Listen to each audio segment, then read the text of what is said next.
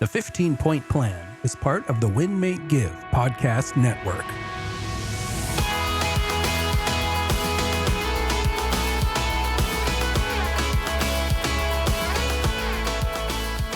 Welcome to another episode of the 15-Point Plan podcast. My name is Ryan Park Greigg, and as always, I am here with my inspiring and amazing co-host, Jacqueline Smith. Remember, the mission of the 15-Point Plan podcast and the 15-Point Plan is to simply give you a system that will give you more energy and less stress by following the 15-Point Plan. And we're here and we drop this podcast every week on all major podcast platforms. And we thank everybody for listening and everybody for sharing these podcasts because it's a way for us to keep connected with our network, for us to stay accountable.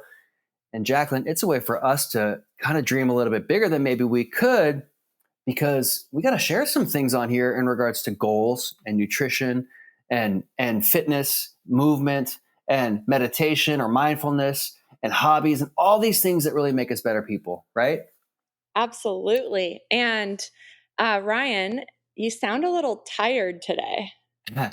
Well, I could be a little tired, Jacqueline, but actually I think it's almost the opposite because I didn't sleep well last night, and sleep is one of our categories. So I maybe didn't get that point for last night, but I'll take it from last night actually, Jacqueline. And the reason is because I didn't sleep well let me hit you with this journal prompt. So you're going to get a couple points today from the 15-Point Plan. You're going to get a journal point and you're going to get a goal point.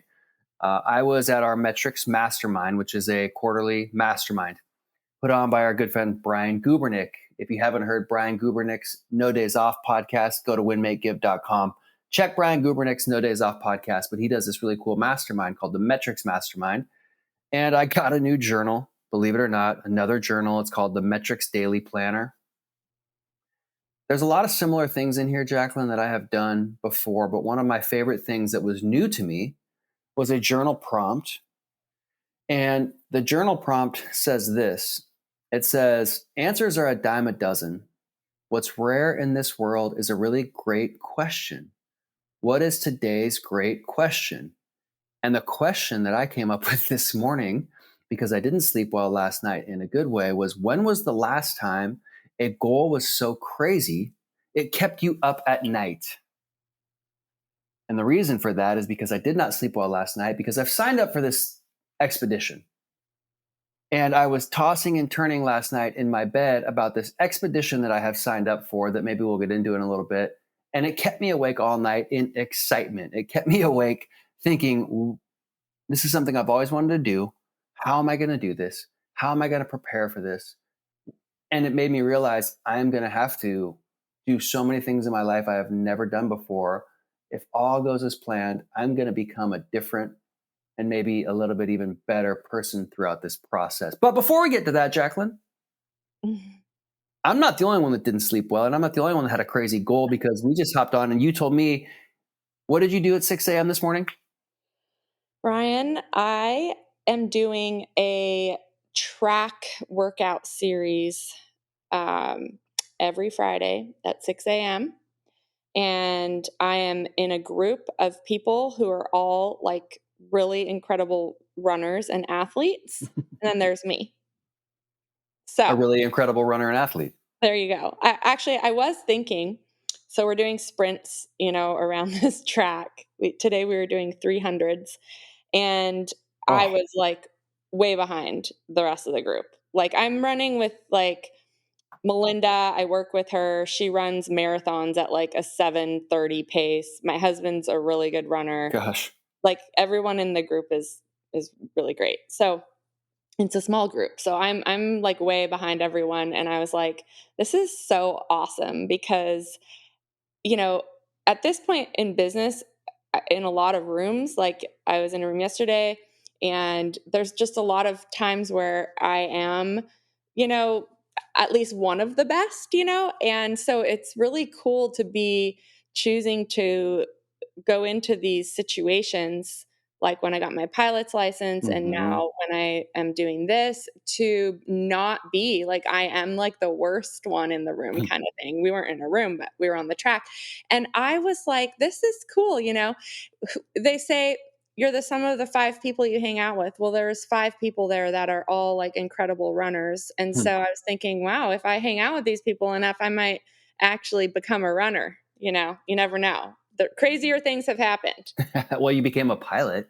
Yes, I I did. mean, I think if you became a pilot, Jacqueline, then you could certainly become a runner. We talked about this on a couple episodes in the past about this kind of rule of thirds. When you want to learn something or teach something, you got to be around people that are more advanced than you. You got to teach to people that you're teaching to. You got to be around people similar to you. But if you really want to grow in your life, you got to be around 5 sprinters that are going to smoke you in a race, and that's how you're going to get faster quicker.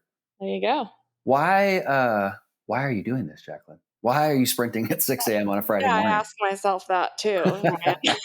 And you are going to ask yourself that when you are training Yeah. for this big expedition. But I mean, that's incredible. I'm just doing a little run series. Why am I doing this? Well, my husband, he's turned 50 this year, and he decided that for his 50th year, he wanted to run a marathon for the first time ever. So he's training for a marathon, and we're working out with these awesome people here locally in Southwest Washington. They're called Spears Strong, Hmm. and they're training my husband, and they do these run series.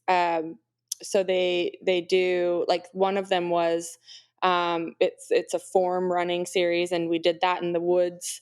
That was really cool because you're really just doing form, and so you're going super super super slow, like you're barely going Mm. at all. And so that taught me the form of running and the mechanics, and so it kind of got me interested because I didn't ever really know, the mechanics of running. And then the last time we did, they called it Access Road series, and so that was where we were getting some miles in and actually running. And then this one is the track series, and so I thought, gosh, if I want to be able to go on some runs, I'm not going to run a marathon with my husband, but if I want to be able to go on some runs with my husband, Hmm. these would be good things for me to do. And they're challenging, so it's humbling. I think it's good for us to, insert ourselves into situations where we get to have some humble pie every so often. Well, and what a cool way to do it too. You're not just thinking like I want to sprint to get faster, but you're supporting your amazing husband. You're joining a crew of people. There's so many Yeah. benefits to this goal that you're setting, and I imagine doing this is going to, just like your 75 hard, it's going to trickle into the rest of your life, Yeah. where it's going to impact you in ways of thinking, well, I just ran. And by the way, for those that don't know, a 300, that is like stupid hard because a 100 sprint, like that's a quarter of the track. Like most people can sprint for 100. Many people can sprint for 200. The 3 or the 400 sprint, that would bust me up pretty good. So that's inspiring. And you're going to keep doing that. Phil's going to grow. You're going to grow. You're getting time with Phil. You're creating this culture of running. Hmm. So I love that. And again, that goal might have kept you up a little bit last night, maybe in a weird way, but in a positive way, thinking, I better get my good sleep tonight because I got to get up early for the 6 a.m. run cruise. You're checking that sleep box, Yeah. knowing I got to go to bed early tonight. Otherwise, I might be that person over in the corner losing my dinner or breakfast trying to sprint after a 300. Yeah. Um, One of the things that he taught me last time that I think will be good for listeners and also for you, because we're going to talk about your thing here, because my little thing is nothing compared to your expedition. But he said, he was running with me last time we were doing sprints, and he was coaching me, and he said, um, expect it to be hard. It's what you signed up for. mm, Don't be afraid of it. And I know that's really simple, but gosh, I thought this applies to so many things. yeah. What I have an idea, but what does it apply to first for you? Well, he was teaching us how, like, a lot of times what makes things really really hard is the emotion that we attach to the challenge or the feeling. So he's like, expect it to be hard. And instead of resisting it or fearing the hard, you actually expect it and you remind yourself, like, this is why I'm here. Like, this is what I signed up for. Like, when you're climbing that mountain, like, you signed up to do this. I expect it to be hard. I shouldn't be like shocked or caught off guard when it's hard, then, right? It's Right. what I signed up for. And then if you can keep that frame of mind, you're not attaching all these emotions, because what happens is something's hard and then we start freaking out about it. Right. And then that's actually what takes a lot of people out. It's not actually the hard, it's our response to the hard thing that causes a lot of people to quit. I was thinking the same exact thing. It's like when we sign up for these hard things and we choose to do these hard things, we can remind ourselves, look, I signed up to do this sprint. I signed up to do this 75 hard. I signed up to climb this mountain 2 times in a world record attempt. And then when things in life happen that we didn't sign up for, that are hard, our mind and our body goes, hey, that's okay. Mm-hmm. I've been through hard things before. I've chosen to do hard things before. And now when life starts lifing, as Hakim Tafara, my Tai Chi teacher, would say, when life starts lifing and we start getting these hard things in life, our body and our mind is prepared for them. So by signing up to do these hard things, we're going to prepare ourselves for the things that we didn't sign up for so much more, because we know they're going to happen. Yep. We know they're going to happen. I'm going to go see Post Malone and Jelly Roll on Tuesday night, Jacqueline. Okay. So I was listening to some Jelly Roll this morning. Yeah. And he has this quote, and I just loved it. He said in one of his songs, I never get lonely. I got these goals to keep me company. I never get lonely. I got these goals to keep me company. And I was in the gym this morning staring at a picture of Mount Kilimanjaro, Jacqueline, that's from my vision board from like 6 years ago. Wow. For a very long time, I have wanted to trek the tallest freestanding mountain in the world. It's the tallest mountain on the continent of Africa. And when I was at Metrics Mastermind a couple weeks ago, I met a gentleman named Charlie Engle. He wrote a book called Running Man, and he was one of the 3 stars of the film Running the Sahara. Charlie is an incredible dude. He spoke at the event. We then went for a run the next morning. And he's one of those guys that I've always tried to do this, Jacqueline, even way back in my music career. When I see somebody that I want to learn from, or like I'm inspired by, or frankly just think is cool, like I kind of cling on to them. I kind of like, how can I get close to this person? How can I just listen to what they have to say? How can I get within arm's length of them? And so I kept doing that with Charlie. We went for a run the next morning, and I was scared because I was like, this guy ran across the Sahara Desert. This guy did 2 marathons a day for 111 days straight to complete this thing. I'm like, how am I going to keep up with this guy? But it turned out there was about 40 of us. And so during the run, we went at a very, very, very mild pace. So I stayed right with him the whole time, and we ran for a good half hour.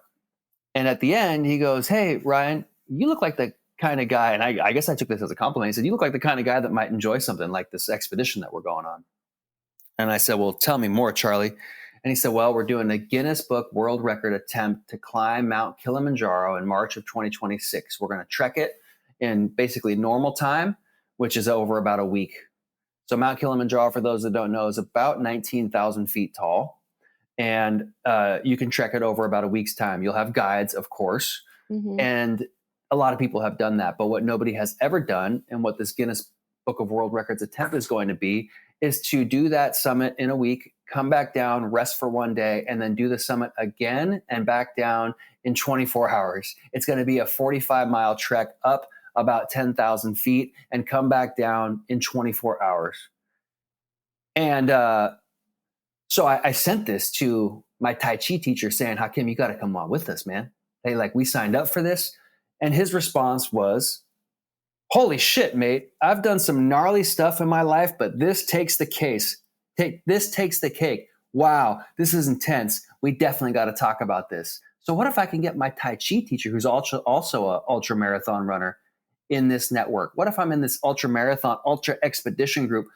Like I've climbed Mount Baker, which is 11,000 feet. I've done some hard things, but I have never done anything like a Guinness Book World Record attempt of an ascent of a mountain. And it scares me, Jacqueline. It scares me. Yeah. And I'm thinking, this is so cool. And what do I have to do and who do I have to become to do this? And I'm willing to go through that. And I'm willing to do all these things to get there. And so I realized this goal and this thing that's been on my vision board, some goals we don't hit in the year that we think, but if we want them bad enough, we're going to find ourselves in the rooms where people are going to invite us to do them when our body and our mind is ready. 6 years ago, I would have said, "Oh, dude, Charlie, thank you." But no way. Like there's no chance I'm doing that. But I thought, this guy's inviting me to do this. What did he see in me? I have to do this. So I thought, okay, it's in March. That's going to be around my son's birthday. And I thought, first excuse, well, Charlie, I can't do it because my son's birthday is March 4th. He said, oh, perfect. It's March 10th. I said, shoot, I have no excuse. So I've signed up for that. It's March of 2026. I'm going to be training between now and then. I'll report in on my training occasionally. And now the world knows I've signed up. I can't And back now out. you have to do it too, because all of our listeners are going to be following your journey, including me. And we are going to talk about your training. So I'm proud of you for signing up and Thank for you. telling us about it, because you could have signed up and kept it a secret because secretly deep down you were really undecided, but now you're going to do it. Yeah. It's just when you share your goals publicly, they become a lot more real. People are going to ask, so how's that training going? So how'd that Guinness Book of World Record? Oh, I decided not to do it. No, I'm going for it. And so I'm excited to do it. I'm scared to do it. It kept me up last night. So my question and our last, what we'll leave you with is, remember that journal prompt. If you need something to journal about, answers are a dime a dozen. But what's rare in this world is a really great question. What is today's great question? As always, don't forget to check our other podcasts. Like I mentioned, check Brian Gubernick's No Days Off, as well as a whole heap of other great podcasts at the winmakegive.com podcast network.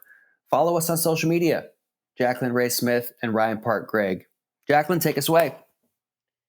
I just think this is such a great thing to contemplate, and what are you doing in your life that scares you, that keeps you up at night? And whether it's in business or a health goal or a world record mountain climb goal that you're going to go for, getting your pilot's license, like do something that scares you, do something that keeps you up at night, figure out what that is. It'll transform your life and everyone around you. Ryan, I'm excited for you. Right. Thank you everyone for listening, and we will catch you on the next episode. Bye everyone. Thank you. And thank you for inspiring me, Jacqueline, and the rest of the world. Bye everyone.